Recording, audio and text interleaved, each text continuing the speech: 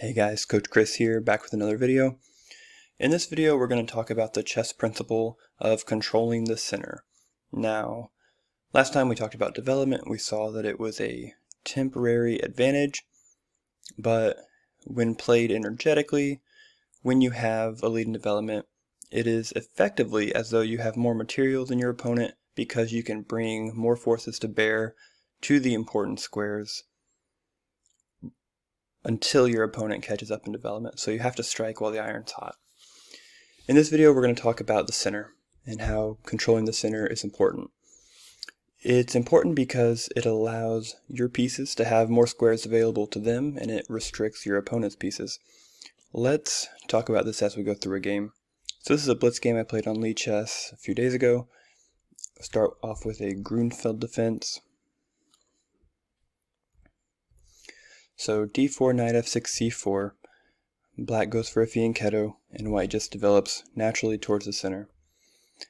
Black plays a Grunfeld, and we're going to play a main line here where white seizes the center, and the whole idea of the Grunfeld is that black does everything he can to tear down white's center.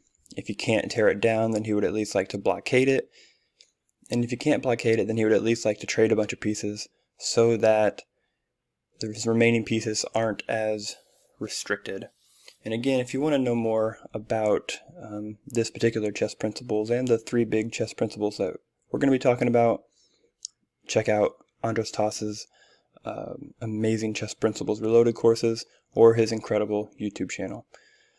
Alright, back to the game. So white's going to try to maintain the center, black's going to try to tear it down.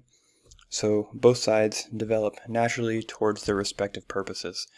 Bishop c4 is just sort of getting the bishop off the back rank and keeping the e2 square clear for the knight. White has a particular setup in mind that we'll see in this game. c5, again, black is trying to tear down the center, and all of white's moves will be trying to support it.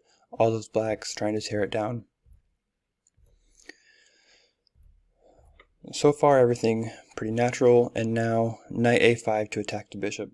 The computer slightly prefers bishop d3, however I played bishop d3 with the idea of maintaining the queen's connection to the d4 square. I want to make sure that that square is always overprotected. Again, I'm trying to maintain my excellent center. Black captures, I recapture, and now it's almost as though this rook is developed for free. So I don't mind that capture too much. Although the position is pretty open, both of my remaining minor pieces make sense, and my hope is that I will be able to contain black's bishop pair with my center. Black prepares to fianchetto the light squared bishop. I connect my rooks, and he attacks my e4 pawn, and now f3. This was the whole point of playing knight e2. Knight e2 protects the often sensitive d4 and c3 points in the Grunfeld, and it allows for f3 shoring up the center. Black also connects his rooks, and I take the only open file. Black acts like he's pressuring the d4 point a little bit more, but it's adequately protected, and so I play rook to c2, thinking about either doubling up this way or doubling up this way. And black plays a6, and so I double on the c file, now that this pawn is adequately protected by two pieces. And so I play rook c1, and black follows the usual recipe. The usual recipe is try to tear it down. If you can't do that, blockade it. If you can't do that, then trade off pieces so your remaining pieces have some scope. And usually if black manages to trade off pieces, the space advantage isn't so bad. Here this is kind of a rare game because white's space advantage has a lasting impact on the game despite the few remaining pieces all the way into the endgame. And that's why I wanted to show this one to you, because the space advantage is not just about temporary activity or anything like that. It's more static in nature if black isn't able to shred it in the middle game. So we trade rooks, and I play d5. The idea of d5 is to put my bishop on the d4 square and neutralize his really excellent dark squared Grunfeld bishop. And after the capture, I really love my position. My pawns do a good job of restricting Black's light squared bishop. My knight's on a dominant square. This knight will prove to be every bit the equal of this particular bishop. Another thing I like about this line is that White's king also has quick, easy access to the center. Black's route is a little bit longer, and we'll see in this game how king activity in the endgame plays an important role. Queen c5 pinning the knight, but b4 hitting the queen. Another thing that's great about this move is that this one pawn effectively blockades both of Black's queenside pawns. So if we get into an endgame, I've got a pretty easy way to create a pass pawn on my end. Black cannot do so as easily. I bring my queen in, my king in, and now I played queen c2. Engine says it's an inaccuracy. My idea was that if he takes the pawn, I'm getting very active on the c file. Turns out best was just to snap that pawn off, and my activity is only good for equality. It's not good for a winning position or anything, even though this does look incredibly scary. For Black, the engine says it's just fine. He didn't go for it, he believed me, and traded queens. And now this endgame is just completely winning for White, even though Black followed the usual recipe and only has one piece remaining. These center pawns, this center, completely kills off Black's bishop. My king is super active, and my knight can jump around into all the key squares.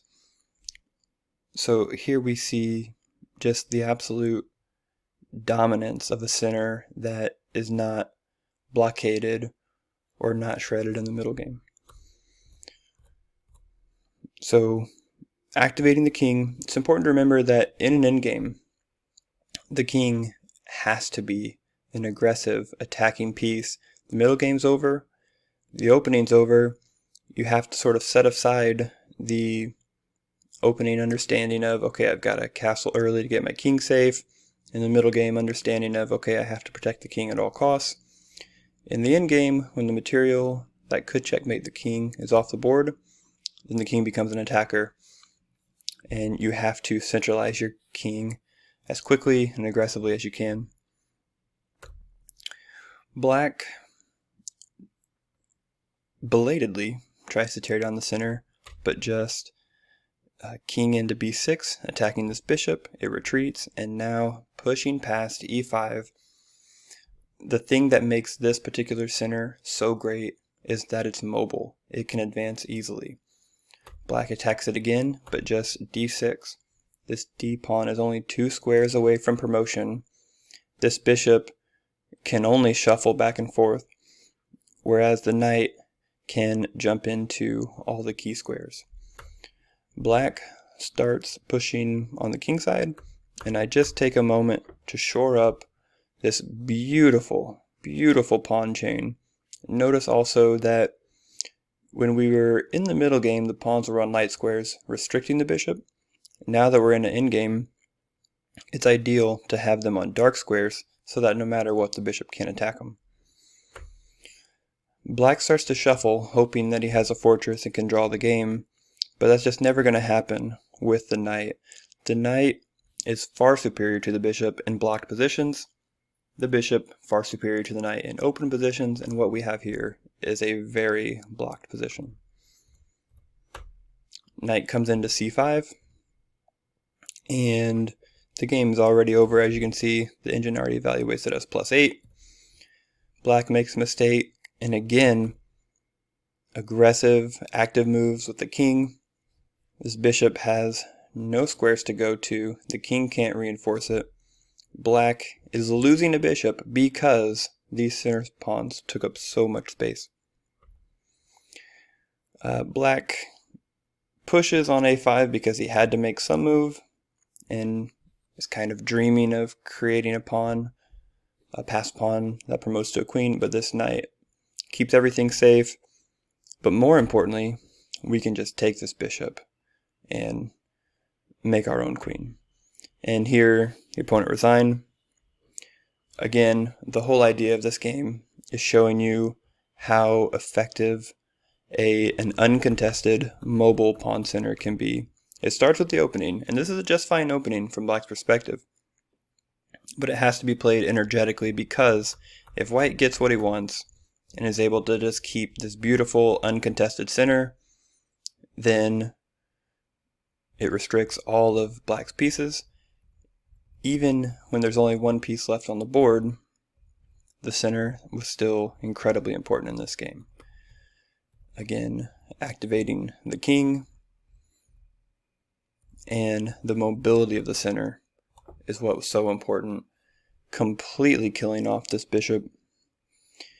And so yeah, there's a game illustrating the importance of the center. If you have a big center, it's your job to make it bulletproof.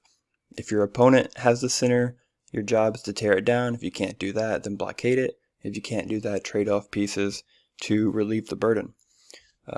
Thanks for watching. Hope you got something out of it, and keep grinding those tactics. Thanks.